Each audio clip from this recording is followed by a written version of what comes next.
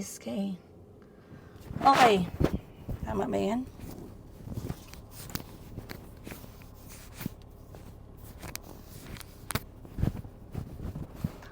Okay guys, maayong hapon sa tanan. Time check natin, 2:30 ng hapon. And check lang natin, ayan. Ito lang talaga yung angle na nakita ko na mag-work sa atin guys, no? Aray ko. Nandito tayo sa may driver seat. Inaantay ko yung mga anak ko kasi nagpaalam yung kapatid ko na isama sila magsimba. So, again, bago mag-react yung mga musang dyan, no, na walang utak, yan man ang trabaho nila, mag-bash, mag-hate, mag-judge na hindi nag-iisip. Wala problema sa akin ang religion. Let me be very clear. Hindi big deal sa akin ang religion ng mga tao. Hindi big deal sa akin ang religion ng mga anak ko. Ang big deal sa akin kung masaya ba ikaw o yung mga anak ko. Yun. I don't mind if nagsisimba yung mga anak ko. I don't mind if hinihiram sila ng mga kapatid ko para isama sa mga Sunday school or whatever activity with the kids sa church. I don't mind that. Okay? Let me be very, very clear. So, nagpaalam yung kapatid ko, sinama sila for Sunday school. They have like an art activity. So, sa akin, okay lang. I don't mind. So, to support them, para hindi sila mahirapan dahil sobrang init and it's Sunday. And, para komportable naman yung biyahe ng kapatid ko at ng mga anak ko, hinatid ko sila. And right now, I'm looking at the building. Dito na lang ako nagpark. Sa lang guys, malapit lang. Kung saan hindi masyadong mainit. At ako'y nag-i-edit nga ng videos. So, naisipan ko na gumawa ng video na to, no? Kasi gusto ko mag-react dito sa may nag-message, may nag-send kasi sa akin na tong nangyari between Krisa, no, Habibi, tsaka kay Raquel and Barkel, ayun. Actually, dumadaan yung kanilang mga content sa timeline ko and I was able to see that. Pero dahil kasi nga sobrang busy ko na din guys, I normally don't see myself looking at mga full content. Totoo lang. Gustuhin ko man, wala na akong oras. Okay? So today, may nakita ako na merong nag-share ng kanyang thoughts. I don't know them. Of course, I don't know Raquel. Hindi ko din kilala si Habibi other than konting silip sa buhay niya na naka-move on siya sa ex niya, may isang anak siya sa ex niya, ngayon may anak na siya sa bago niya, and business owner siya, successful siya, nagko-content sila, nasa secure sila, mga ganun lang, bits and pieces. Pero, I wanted to, nakarelate ako dun sa nangyari recently na issue regarding dito nga sa kanyang nanny para sa anak niya na si Raquel. Okay? Like I said, hindi ko kilala si Raquel, so I don't want to focus there too much, but I want to focus on my experience ba as a boss, no? And ano yung mga bagay na feeling ko mali yung ginawa ko and I will never do again. I might not do them again kasi baka pagsisihan ko. And yung harm is baka too much. Okay? So, merong nag-share ng kanyang thoughts. Actually, marami din ang nag-comment doon sa kanyang pinost. So, shinare ko din, sabi ko familiar yung experience. So, etong Krisa and Raquel issue, shinare ni Pepe Milyonario. Si Pepe Milyonario, isa din content creator. So, may nagsabi dito na mahirap daw talaga, okay, kapag may ganitong klaseng sitwasyon. So, meron siyang pinost, sabi, si Habibi daw talaga mismo yung nagsabi na maghiwalay na ng tahanan si Raquel tsaka si Barkel, kasi nga nagli-live-in na sila. O tama naman, wala namang mali doon. Tapos biglang nagsalita itong si nanay nung bagong asawa ni Habibi. Pero what I really think is, ang pagkakaalam ko, based na din sa mga postings nila, sinabi ni Habibi na ayaw niyang magkaroon o mag-assume ng anything na negative etong mga tao or mga followers, kasi nga mga content creator, regarding sa nangyari. So, dahil yung mga bashers, haters, judgmental, mga mosang, marites, lahat yan sila guys, puputak yan sila ng walang basihan.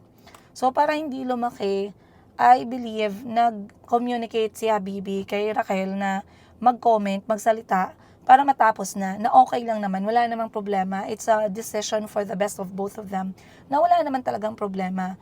Pero, ang problema ay nangyari nung hindi nag-reply etong si Raquel sa sinabi ni Habibi na gumawa ka ng content, sharing na wala naman tayong problema, okay naman tayo para matapos, para ma-shutdown itong mga mosang at para hindi mag-create or magkusbong itong negativity, which is tama naman din, di ba?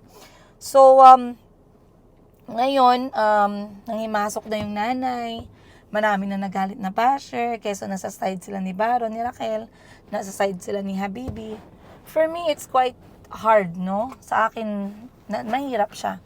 Kasi unang-una, I believe, sumikat itong si Raquel sa content creating dahil kay Risa, dahil kay Habibi, dahil inintroduce niya sa social media. And then, nagkaroon ng love life, mas pumatok yung social media ni Raquel. Nagkaroon sila ng sarili nilang content, itong si Raquel at saka itong si Baron. And the rest was history. For me, the fact, it's very complicated. Knowing na ang tao na involved ay employee mo or nagtatrabaho sa'yo. Just like what happened sa akin at saka kay Jablo number 2. Okay, kay Auntie Christine. She was my employee, but then again, masyado ko siyang inalagaan. Masyado ko siyang binigyan ng importansya. Importansya is okay, pero masyado ko siyang, paano ba? Masyado ko siyang, nangyari, naging entitled. That's the word, okay? Naging entitled. Mas mahirap pa nga kasi hindi ko lang alam yung intensity ng ginawa ni Habibi, kung paano niya kinukontent si Raquel o yung Barkel. Pero I'm sure there was like mutual decision naman from the both of them. Besides, it's not only Habibi na nakagain from storytelling dun sa Barkel na love story, no? Kundi si Raquel din at si Baron, nakiride on din sila sa kasikatan ni Habibi. So, long story short, for me, ang hirap. For me, if mag-hire ako, okay?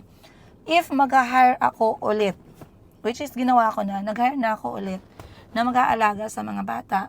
Number 1, hindi siya pwedeng mag-picture, okay? Ito talaga ginawa ko na tong rule para sa aking mga anak. Hindi ka magsistep. Gagawa ka lang ng trabaho mo, maayos yung sahod mo, kain mo, tulog mo, wag na wag mong kukunan ng video or picture. Okay? Kung na-enjoy mo yung mga anak ko, fine, mag-enjoy ka. Pero eto, wag na wag mong kukunan ng picture at video ang mga anak ko. Alam na alam yan. Kahit si Bani, alam niya yan. Ginawa ko yan ngayon guys, pinasulat ko sa kontrata, nagpirmahan kami. Okay? Bagong ano ko yan. Number 2, hindi na ako magtuturo ng vlogging. Okay? Si Miss Giselle kasi nakilala ko si Miss Giselle, meron na siyang page, nagsimula na siya. So alam nga naman bawalan ko siya, di ba? Pero pag merong pumasok sa buhay namin ng mga anak ko, na nanny or assistant or worker, gagawa ka, fine. Kung nasa content ka, may content ka, okay lang sa akin. Pero, pag sinabi ko, kasi ako nagtatanong din ako Nagtatanong ako kay Parts, nagtatanong ako kay Giselle, okay lang ba? Pag hindi okay, goods, shut down. Okay? Pero pag ako nagsabi sa inyo din, wag na wag mo kong kukunan ng content or wag na wag mo kong i-video or i-picture, lalo na pag hindi ko alam. Okay? Nasa kontrata yan. Same goes sa mga bata. Bawal na bawal. It's not only, we are talking about, ang daming bagay. Very, very broad. So, para maiwasan yung problema in the future, mas magbuti na wag na lang. Okay? Kaya alam na alam ni Bani yan. So, for me guys, katulad ng nangyari kay, kay Raquel at kay Habibi. Si Raquel ay tagabantay ng anak ni Habibi. Pumasok sa content creating. Ngayon yun na naman yung punot dulo ng lahat. To be honest, yan ang nagiging punot dulo ng lahat. Kasi, nagkakaroon ng bilangan. Okay? Nagkakaroon ng bilangan, nagkakaroon ng feeling ng puso na competition. Nagkakaroon ng ganong klaseng puso. Okay. So, etong si Auntie Christine, ganun din yung nangyari sa kanya, if you guys can remember. Tinuruan ko siya mag-YouTube. Maraming nagsabi sa akin, ma'am, sana pala hindi mo na lang siya tinuruan. Ma'am, sana pala, imagine, tinuruan mo siya, ma'am, na mag-YouTube. Tinulungan mo siya na tumayo yung channel niya. Guys, correct me if I am wrong, pero eto, promise ko sa inyo, hindi ako magsisinungaling at hindi ko nilalagay yung sarili ko sa any bangko or whatever. This is a fact, okay? Ginapang ko at pinomote ko si Auntie Christine sa YouTube page niya. Hindi po talaga siya gumagalaw kapag hinayaan ko siya. 1,000 hindi po siya gumalaw. Gumawa ako ng content na ma-promote siya, umakyat siya ng 10,000. 10,000 hindi ulit siya gumalaw. Gumawa ako ng content. Tinitingnan ko lang kasi si Auntie Christine dati no? Ano yung gagawin niya para sa channel niya, sa YouTube niya. Wala Wala siyang, hindi siya nakaka-relate sa kanya yung tao. Parang merong something. Ibig sabihin, parang hindi nakikita yung totoo. Parang hindi ikaw. Parang may something, parang ganun. So, hindi siya nakakahatak ng viewers. Or kung may viewers man, hindi nag-i-stay kasi parang may something talaga. Okay? So ngayon, hinatak ko siya umakyat ng 15,000. Hinatak ko ulit na sa Pilipinas na kami, umakyat ng 20,000. Every tapos ko ng hatak sa kanya, hindi na siya umaakyat. You guys. Ang pinakalas ko na hatak sa kanya, kasi napansin ko, Auntie Christine, 20,000 ka pa din, ilang 1 year na, ganito, ganyan. Alam mo yun, wala sa puso ko, sa gusto ko talaga na mag-grow siya. Para may magamit siya, yun talaga yung pinaka-purpose ko. Para hindi niya kailangan magtrabaho sa kahit na sino pagbalik niya ng Uganda. Tinulungan ko siya ulit umakyat ng 35,000. Okay? And then, lumaki yung ulo. Number 1, guys, si Auntie Christine ay sinama ko sa Pilipinas in a very clear agreement na hindi po siya palamunin. Okay? Hindi po ako, sino naman ang tanga na magdadala ng tao na palalamunin at mag-aastang donya at mag-aasta na kung sino at siya pa talaga yung kailangan kong isipin yung health niya, nakakain na ba siya, nainitan ba siya, nakalakad ba siya, may damit ba siya, may perfume ba siya, may lipstick ba siya. Sino ba naman tangang gagawa ng ganun? Okay? Of course, it is already given. Dinala ko siya dito sa bansa natin. It is with mutual understanding na meron siyang responsibilidad. Complicated siya, guys. Kasi anong nangyari, hindi na nagagawa yung responsibilidad na kailangan gawin. Ako pa yung nagpo-provide ng eco-content niya. At the same time, meron pa siyang allowance at pera galing sa akin. At the same time, pinapaaral ko pa yung mga anak niya. Ay, binabayaran ko yung apartment ng mga anak niya. Anong nangyari, hindi lang ako parang yung nagtatrabaho para sa kanya. Ako pa yung nagbibigay ng pera sa kanya. Imagine. Instead na ako yung hindi nagagawa ng ganitong bagay, kasi yan na yung purpose niya. Yan yung reason bakit ko siya binibigyan ng allowance. Hindi na ganun ang nangyayari. Ang nangyayari, minimake sure ko na yung mga responsibilidad niya, nagagawa ko. And then, yung kailangan kong ibigay sa kanya na allowance, kailangan ko pa ding ibigay at the end of the month. Other than that, dapat maganda siya. Dapat naka-lipstick, dapat nakaayos, malinis ang buhok, naka-perfume, dapat nakakotse. Dapat nakikita niyo yung ganitong lugar. Dapat maayos yung visa niya. Dapat may health insurance siya. Guys, ang nangyari kabaliktaran, sobra pa. Naging alila pa talaga ako, bungga. Okay? So, nahirapan din ako. Siguro sa part din ni Habibi, mahirap. Kasi syempre, ang responsibilidad ni Raquel ay alagaan yung bata. Pero nakita niyo naman si Raquel, once kasi na content creator ka, kailangan magaling ka mag-isip ng sarili mong content. Hindi ka gagamit ng kahit na sinong tao. Kasi pag tinapos mo na yung paggamit mo sa tao na yan, sino yung i-content mo? Kasi wala na. Mamamatay na. O, diba? So, ngayon, lagi niya, nakikita ko yung content niya, sumasayaw siya. Minsan si Drillan, natatakot nga ako minsan kasi yung anak ni Habibi. Minsan tumatalon-talon, tapos siya nagbibideo. So, may mga ganong moments talaga, guys. Lalo na sa puso natin ng mga nanay, mahirap. And I am very sure na hindi lang, sabi kasi ni Habibi ay inas sila na mag-separate kasi nagli-live-in na yung dalawa. Pero I believe, as a nanay, meron siyang concern. Kasi kinuha niya si Raquel as magbabantay kay Drillan. Ngayon, syempre sa buhay niya as content creator, lagi na siyang nape-pressure anong ilalagay niya, makikipag-date pa siya, may love life pa siya, magti-TikTok pa siya, mag-i-edit pa siya. Paano yung bata?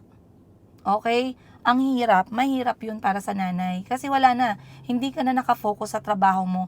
The fact na nagkaroon siya ng content while nagtatrabaho, napakalaking advantage na nun sa trabaho niya. Kaya mahirap. So kahit na hindi sabihin ni Habibi, okay? Kahit hindi sabihin ni Habibi na magbukod na kayo, I think it was about time na din na kahit na si Raquel, yung makapag-isip sa sarili niya na, uy, kailangan na nating magbukod, kailangan na nating mag-resign. Kasi unang-una, hinire ako dito para sa ganitong trabaho. Hindi ko na siya magampanan, hindi na ako makafocus.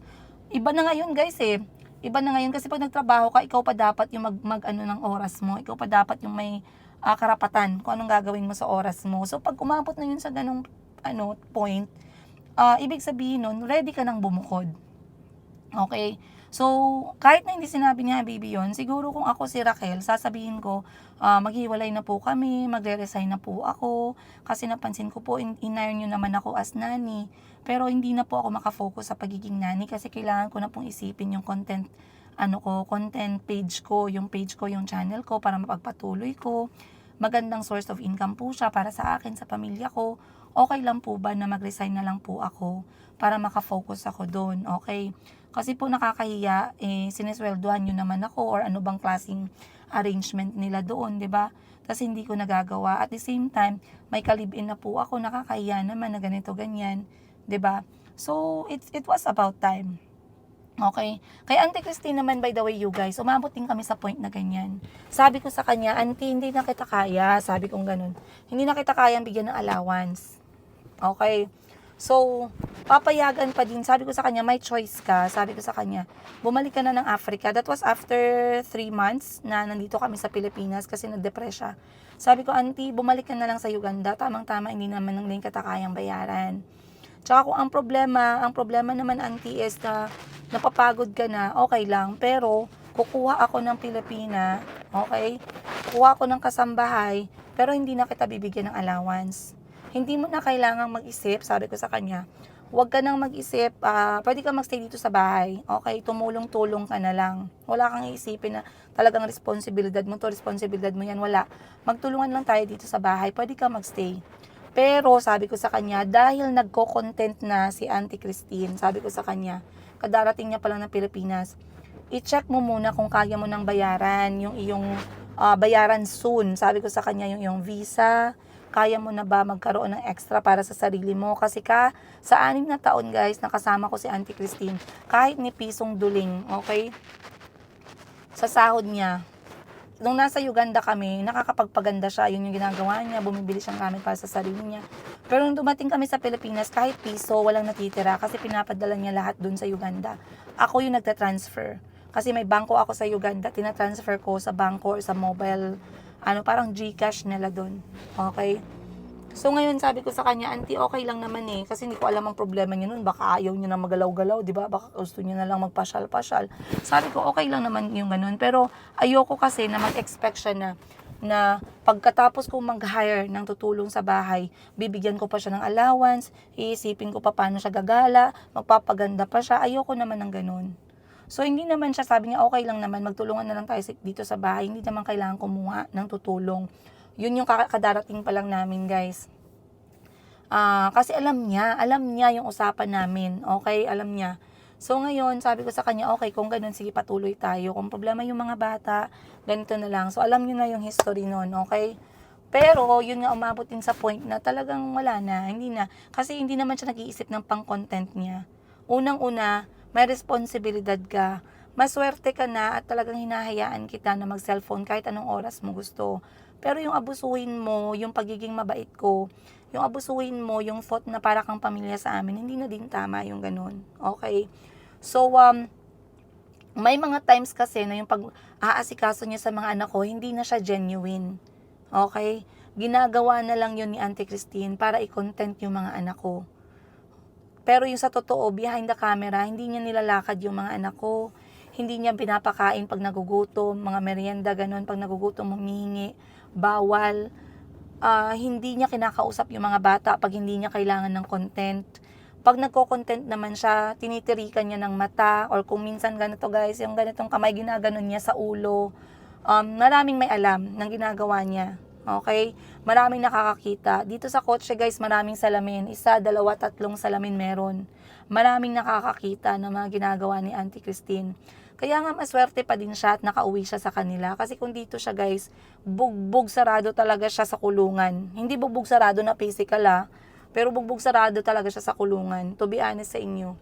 Ang nanay kasi guys, hindi yan hindi yan natitigil pag anak ang tinira mo. Alam nyo yan mga nanay. Alam nyo yan. Okay?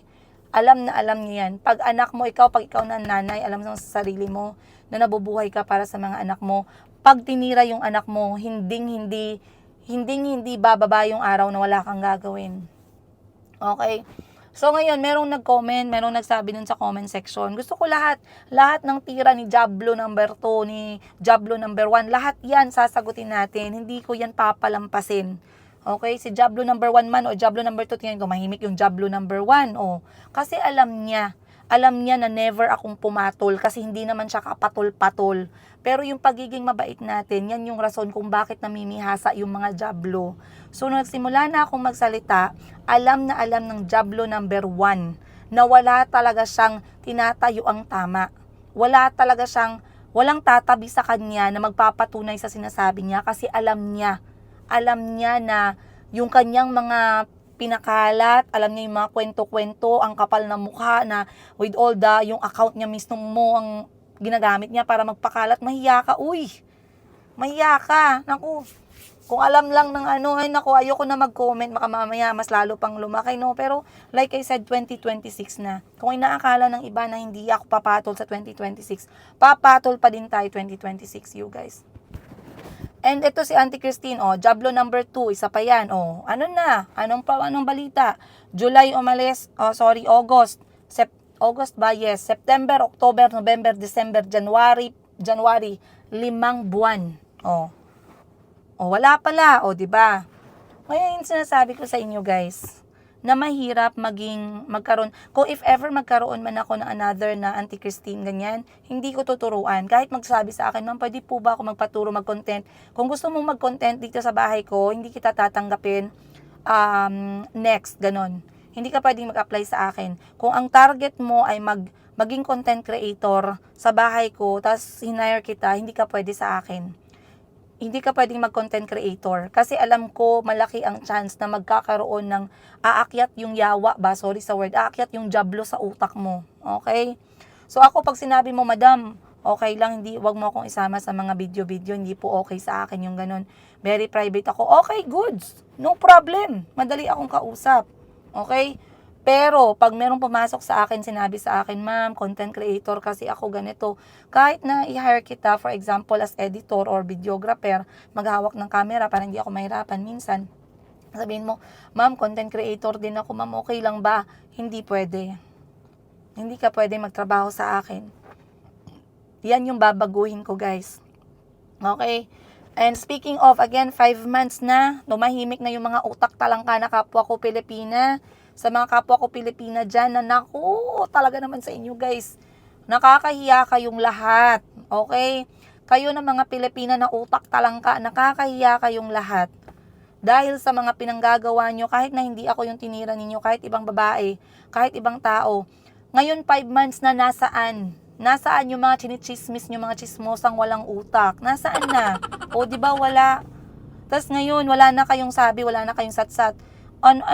Masaya na kayo, okay na kayo noon, goods na kayo kasi nag-ambag kayo dun sa kalokohan ni Auntie Christine, ni Diablo number 2, goods na kayo doon. Ngayon natatameme kayo kasi alam nyo lahat yun ay gawa-gawa lang ni Auntie Christine. Okay lang langawin kayo, okay lang na marinig nyo na lang bubuyog, no? Yung cricket, grrr, grrr, wala na talagang comment.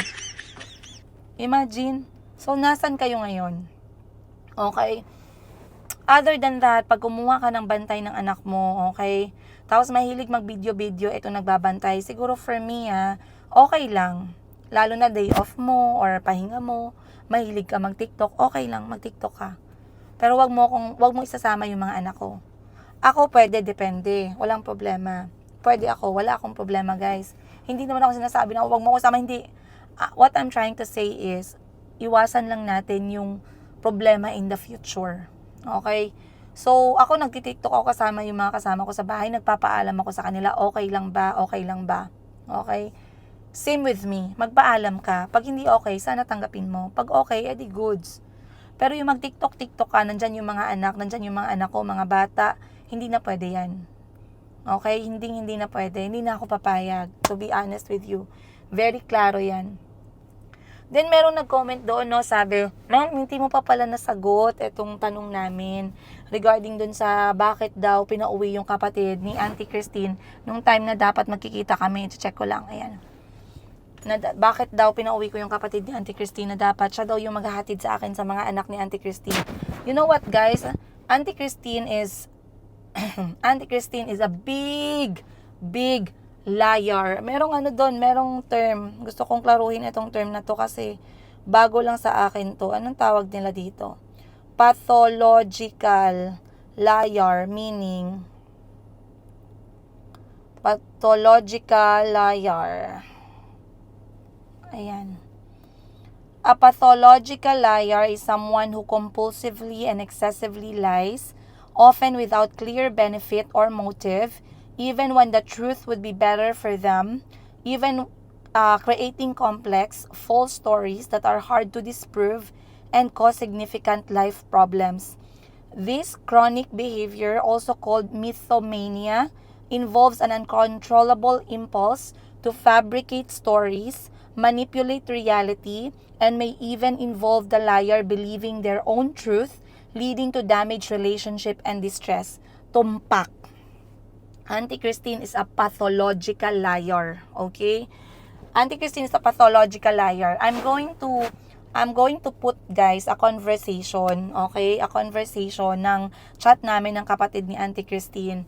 So, basically, Auntie Christine lied to me by playing the time. Nag-play siya ng oras, okay? Pinapunta ko yung kapatid ni Auntie Christine dun sa area kung nasaan yung mga anak ni Auntie. Try to understand the whole situation kasi kahit kayo matatawa kayo. Sabi ko, Auntie, pagdating ko ng Uganda, ganito na yung gagawin na ko agad. Imimit ko yung mga bata para mabigay ko na yung laptop, baka gamitin nila sa exam. Pinapunta ni Auntie yung kapatid niya dun sa area kung nasaan yung mga bata. Walang ginasto si Auntie ni Singkong Duling, ni piso. 1 shillings, wala. Pamilya niya, walang ginasto. Ni piso, wala. Walang ginasto, guys. 0. So, kalma lang muna. Pinapunta ko yung kapatid ni Auntie kasi sabi ko, bibigyan ko na lang siya ng payment. Parang allowance, sweldo ba, / after niya akong samahan during the period. So, pumayag si Auntie kasi wala naman daw ginagawa yung kapatid niya. Pinapunta niya dun sa area na nasaan yung mga anak. Nung binadalan ko ng pera, pamasahe, pang allowance. Ngayon sabi ko dun sa kapatid ni Auntie, wag ka nang maggastos na magstay sa hotel or any tulugan. At saka wag kang gumastos sa pagluto. Ito yung perang ibibigay ko. Gamitin mo yan for your pamasahe and pagkain na kailangan mong lutuin. Bakit? Sabi ko sa kapatid ni Auntie Christine at kay Auntie Christine, yung kapatid niya, doon matutulog sa apartment na binabayaran ko para sa anak ni Auntie Christine. Siyempre, uncle nila yon, kapatid ni Auntie Christine yon, pwede siyang matulog doon kahit sa sahig. So sabi ko, doon ka matulog, magluto ka, kasi alam ko, sabi ni Auntie Christine sa akin, if naalala ninyo guys, may mga panahon na nagbibigay ako ng extra pera para sa mga anak ni Auntie, pambili nila ng pagkain. May mga nagbibigay ng regalo kay Auntie, ang rason ni Auntie, pambili ng pagkain. Sabi ko, Auntie, nagluluto ba sila? Marunong ba sila magluto? Oo daw, nagluluto. Napaka-pathological liar. Very buang talaga as in. So ngayon, sabi ko doon ka na matulog. So binudget ko na yung pera based on how much is the living expenses sa Uganda, which is alam ko, aware ako. Alam ni Maring Sara, magkasama kami nag-budgeting.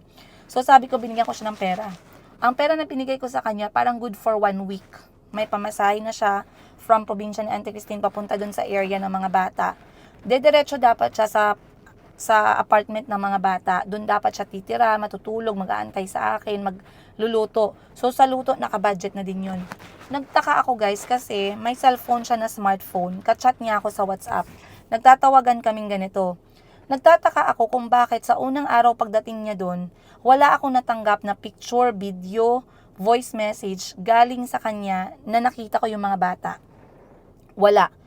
Pero ang sabi ng kapatid ni Auntie Christine, kasama niya na yung mga bata, nakita niya na, pero busy daw sa school. Yun yung ginamit na alibi for the whole time na hindi ko nakita yung mga bata. Yun pala, hindi na sila nag-aaral. Ang alibi is, may field trip for 7 days. Pagbalik galing field trip, may exam overnight. Pagka umaga, Sabado, may exam. Pagka Sunday, may exam. Pagka Monday, gabi na umuwi, gabi na daw matatapos yung learning. Sabi ko, dami palang pera. 7 days yung field trip. 2 pa sila. Okay lang yun kung kaya naman, di ba? Why not? Kasi sabi ko, may nagre-regalo naman kay auntie, pinapadala naman dun lahat. Nagtataka ako, first day, second day, third day. Sa third day, sabi ko sa kanya, pwede na tayong magkita ngayong third day. Kasama mo na ba yung mga bata? Pupuntahan ko na ngayon. Sabi sa akin ng kapatid ni Auntie Christine, busy sila masyado sa school. So feeling ko, nagkokonsyaba na sila ni Diablo number 2. Sabi niya, busy masyado sa school, gabi na daw uuwi, hindi ko daw pwedeng makita. Okay, sige, antayin na lang natin kung kailan pwede kasi may field trip daw sila 7 days. Guys, imagine, pinapunta ko agad yung kapatid ni Auntie kasi sabi ni Auntie Christine, pwede niya malocate agad yung mga anak niya, which is na-claim at nag-confirm yung kapatid ni Auntie Christine na kasama niya na yung mga bata at nakita niya na sa eskwelahan. Pero nung sinabi ko on the second day na pupuntahan namin yung mga bata kasama si Maring Sara, sinabihan ako na aalis daw sila ng 7 days field trip. 7 days field trip. Imagine. Sabi ko, sige, tapusin natin yung field trip muna. Alam nyo guys, lagi ako nagpapadala ng pera sa kapatid ni Auntie Christine, pangkain niya lang, pang allowance niya lang. Kasi syempre, antayin daw nag-field trip daw Ngayon sabi ko, nandiyan na ba mga bata, nakabalik ka, na pinaantay ko pa talaga. Sabi ko, andyan na ba, inantay ko pa talaga Kasi nung date na dapat natapos na yung field trip ng mga bata, pupuntahan dapat namin. Anong sabi ng kapatid ni Auntie Christine? Hindi na naman daw sila pwede kasi tatawagan kami. Hindi na naman daw pwede kasi nasa school daw hanggang gabi, nag-i-study. Wala akong nakitang video ulit, wala akong nakitang picture ulit. Sabi ni Sarah, hindi na to tama. Something is going on. Okay? Ngayon, sabi ko na naman sa kanya, o sige, ganito na lang. Sabayan mo na lang kami ni Maring Sara. Pupunta tayo sa probinsya ni Maring Sara. Diyan na tayo magkikita sa probinsya ng mga bata, dun sa area ng mga bata, kasi dadaan dun yung bus. Okay? Guys, kakapadala ko pa lang ng pera. Alam nyo anong sabi ng kapatid ni Auntie Christine? Wala daw siyang pamasahe para i-meet kami dun sa bus station kung saan namin siya kukunin. Ubos na ulit yung pera na pinadala ko.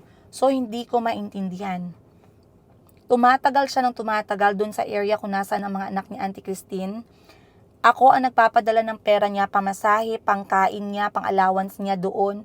Nauubos yung pera dahan-dahan, pero wala akong natatanggap na update sa mga bata. Wala siyang plano kung kailan ko pwedeng makita yung bata kasi hindi daw pwede. So sabi ko sa kanya, pagdating nung araw na yun na sinabi niya sa akin, sabi ko, malapit na kami sa bus station kasi mga 1 hour away from bahay ni Maring Sara papunta dun sa location ng kapatid ni Auntie Christine, kung saan area din ng mga bata ni Auntie Christine, yung mga anak niya. Sabi ko, malapit na kami dyan. Kung busy yung mga bata sa school, wag mo nang pakialaman muna. Daanan ka namin sa bus station, malapit na kami. Alam nyo guys, anong sinabi sa akin? Hindi daw siya makapunta sa bus station. Sabi ko, bakit? Medyo malayo. Sabi ko, bakit malayo? Asan ba ang pera? Nagpadala naman ako sa'yo ng pera pang allowance mo. Actually, yung allowance na pinadala ko pang 5 days pa yun. 3 days pa lang.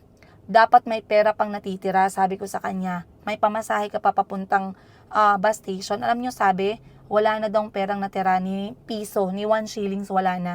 So, ini-expect ulit ng kapatid ni Auntie Christine na padalhan ko ulit siya ng pera. Ito na yung ika-4 or ika-3 beses na ako nagpadala ng pera, guys.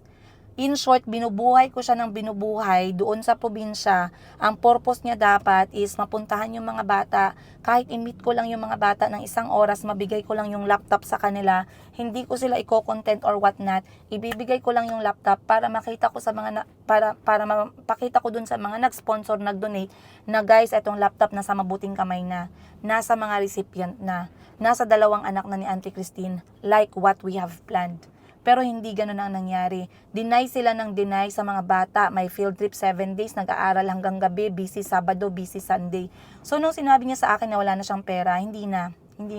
Naramdaman ko na, sabi ko, hindi ako magpapadala sa iyo ng pera hanggang kailan mo gusto dyan. So sabi ko sa kanya, umuwi ka, balik sa probinsya ninyo. Hindi mo na ako kailangang tulungan. Kasi nakikita ko na guys hindi nangyayari yung ginagawa, yung purpose niya dapat na nandun siya. So, ibig sabihin, kung 5 araw kami dun sa probinsya ni Manning Sara or 7 days, kailangan ko siyang buhayin ng 7 days kasi lagi niyang naubos na yung pera niya eh. So, dapat bibigyan ko siya ulit. Ang kapatid ni Auntie Christine, binata na siya guys, parang nasa 20 or 21 or something. Finish na siya ng kurso niya na parang 2-year course, pero walang trabaho. Sabi ko kay auntie, pag nagawa niya akong i-assist para dito sa mga bata, then isasama ko siya sa konting galawan namin ni Maring Sara, para meron kaming kasamang lalaki, bibigyan ko siya ng pera at the end of the month. At least meron siyang sariling panggastos, parang silbi allowance, sweldo niya, parang ganun. So ngayon guys, sabi ko, nung sinabi niya wala siyang pamasahe papuntang bus station, sabi ko wag na, umuwi ka na sa probinsya.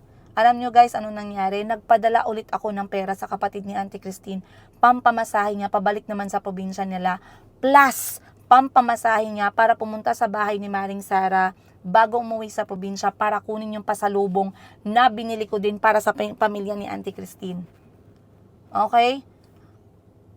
Ni piso ni singkong duling wala pong ginastos si Auntie Christine or ang pamilya niya sa lahat na nangyari sa araw na yon.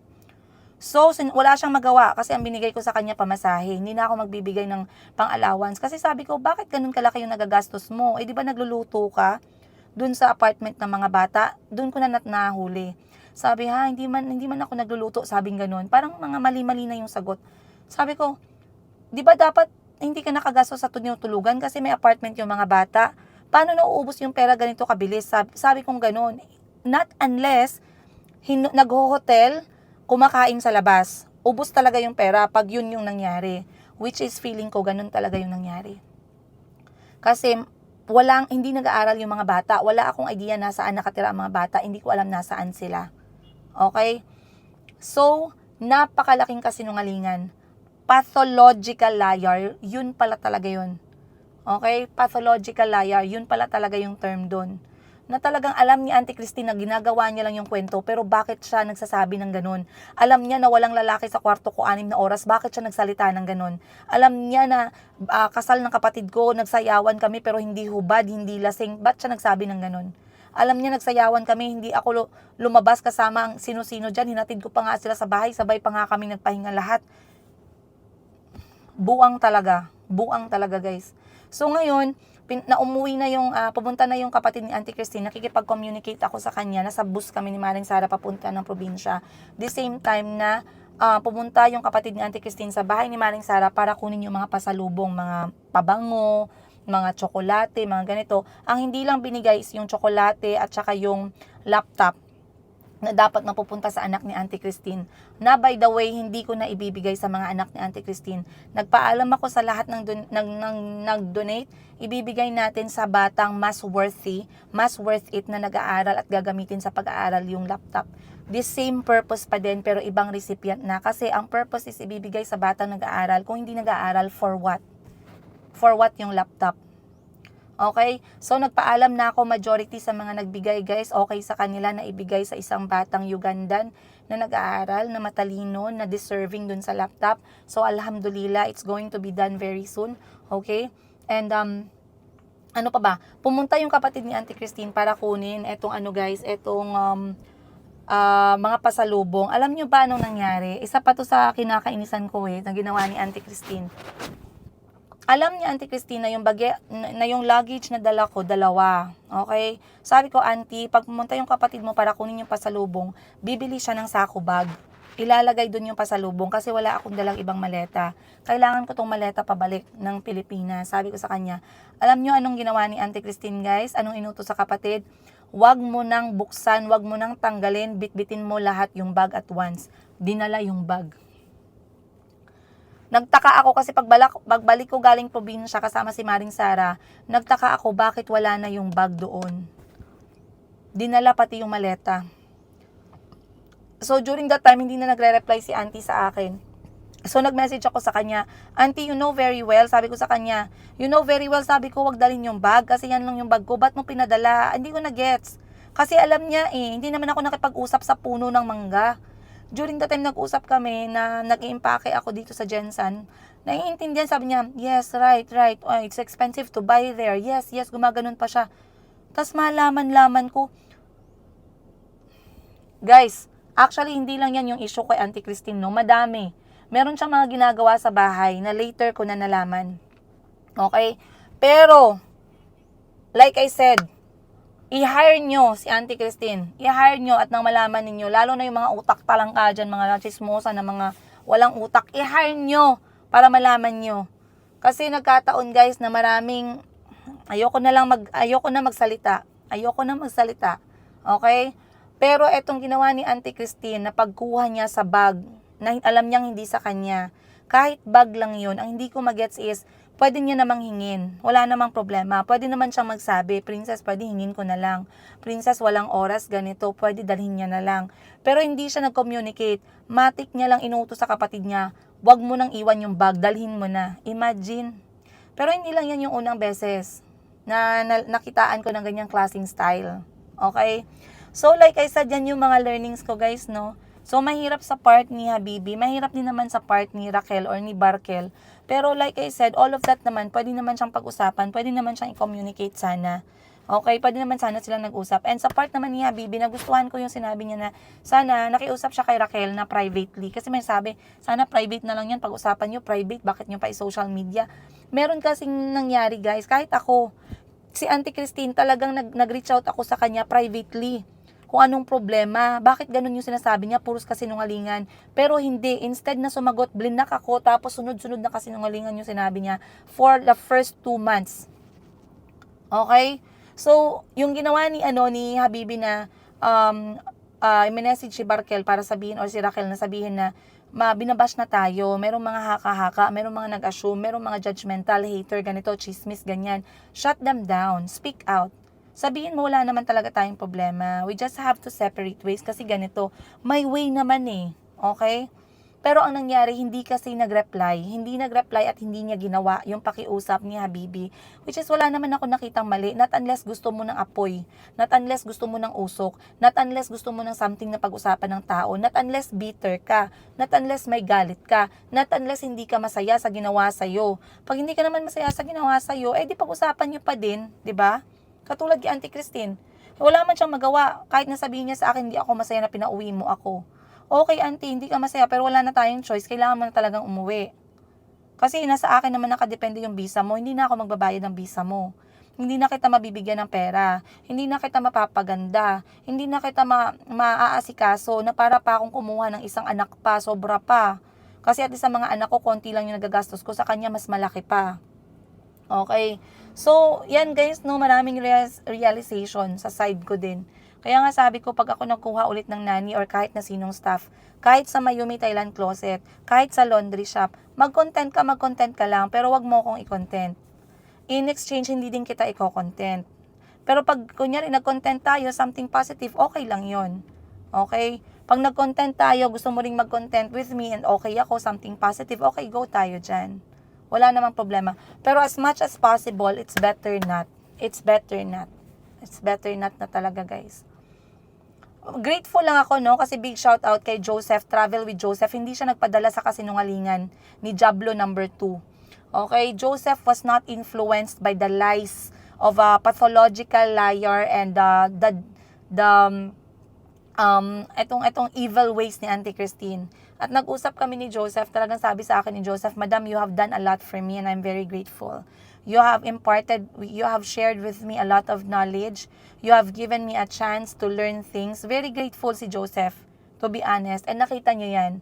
And wala nang lugar si Diablo number 2 para mayawaan niya yung utok ni Joseph. Kasi Joseph na mismo ang nagsabi, whatever happens, Madam, I am very grateful to you. Sinabi ni Joseph. Ganon din si Timothy. Hindi sila mai-impluwensyahan ng isang may sakit sa utak. And yes, I'm going to say that Auntie Christine is not normal. Meron siyang sakit sa utak. Sakit sa utak yan. Pathological lying is sakit sa utak. Okay? You are saying things, you are fabricating stories, you are making stories, making up lies, sharing it to public, yet you know to yourself na hindi naman yun nag-i-exist. Ibig sabihin, buang ka. Ibig sabihin, something is wrong with you. Okay? So, I'm not going to stop myself from saying that because that's what it is. Imagine, kunyari sinabi ko sa inyo guys na, guys, buntis ako guys, nagpalaglag ako guys, kahit hindi naman totoo, buang ako di ba? Oh. Ganun lang yan kasimple guys. Pag sinabi ko sa inyo na si Auntie Christine, guys, may lalaki yan dito sa Jensen, nagalabas yan siya sa gabi para i-meet up yung lalaki, para may mangyari sa kanila, ganito, ganyan. Nakita ko yan siya, ganito, ganyan. Kaya ko man magawa ng mga ganyan, pero hindi ko gawin kaya hindi man ako buang. Oh. Kaya ko man magsabi ng mga kasinungalingan na ganyan. Madali lang yan, guys, no? Kung pathological liar ka, if you are buang, if baliw ka, madali lang yan. Pero pag nagsabi ka ng mga gawa, katang-isip na mga kwento na hindi man nag-exist, 'di ba? Oh, ibig sabihin, nakakatakot 'yun, very creepy. Something is wrong. Meron pa mga nagpapakalat, tapansinin niyo si Madam Princess Higa, malaki yung tiyan niya, mga ganun-ganun. May mga nagko-comment, kunyari, para bigyan sila ng pansin ng mga bashers at haters. Isa pa yan, mga jablo, mga galamay ng mga jablo. Sabi, bakit ka nakaupo, nagtatakip ka ng tiyan, ganon? Nagtatakip ka ng unan sa tiyan mo? Pakialam mo! Bahay ko to, pakialam mo unan ko to. Pakialam mo tiyan ko to kung takpan ko. 'Di ba? May nagsabi,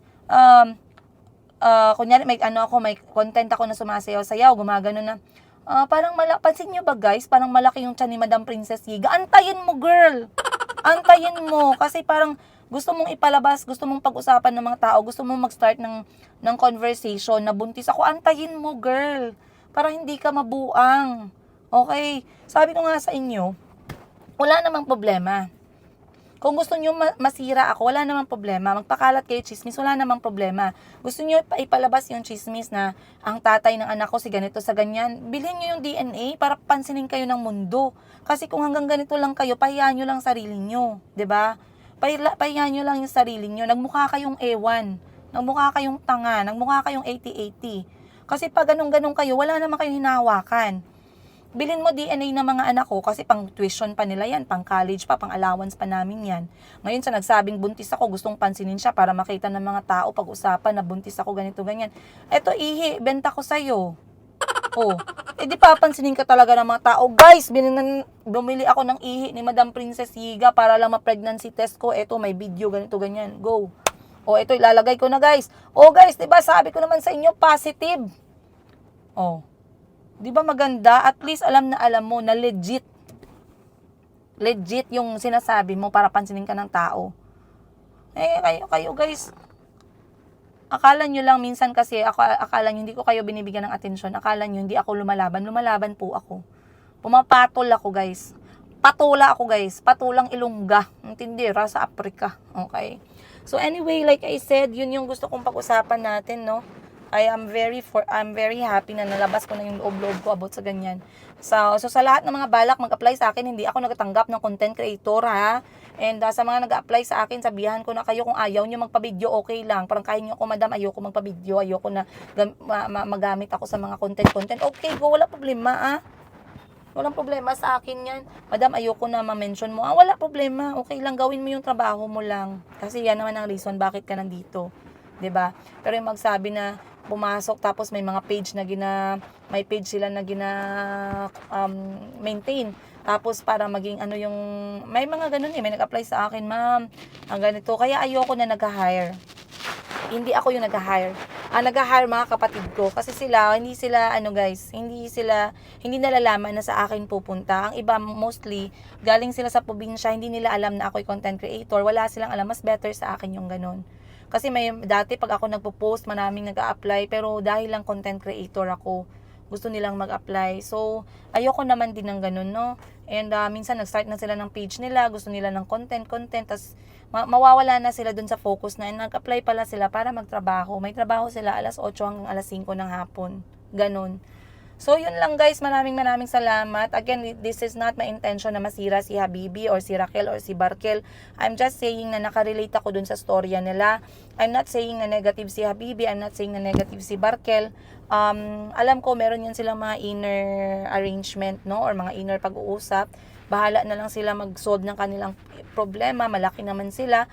Pero it's a big learning. Big learning kay Habibi, big learning kay Raquel, big learning kay Barkel, big learning sa akin, big learning sa inyo. Yun lang. Nabubuhay naman talaga tayo dahil sa learning, sa storya natin sa buhay, di ba? So, goods na yun. So, once again, you guys, maraming salamat. 15 minutes na lang, lalabas na po yung mga anak ko. Ako'y magpe-prepare na para sunduin sila at kukunin ko na din si Mayumi. Iniwan ko siya kay mama. Let's go.